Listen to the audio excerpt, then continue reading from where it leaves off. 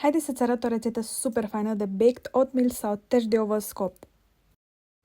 Am amestecat într-un bol bananele făcute piure, untul de arahide, laptele și esența de vanilie. Peste ele am adăugat praf de copt, fulgi de ovăz, scorțișoara și am amestecat din nou. Se pot pune orice fructe dorești, însă eu am pus niște vișine congelate. Am pus toată compoziția într-o tavă, am nivelat frumos, iar deasupra am mai pus niște vișine, felii de banană și bucăți de ciocolată. Am băgat la cuptorul preîncălzit la 180 de grade pentru 35-40 de minute. Trebuie neapărat să lăsați să se răcească complet înainte de a tăia în bucăți. Se păstrează foarte bine la frigider și poate fi mâncat la micul dejun sau ca o gustare sau desert. Vă aștept și pe Instagram pentru mai multe rețete. Pupici!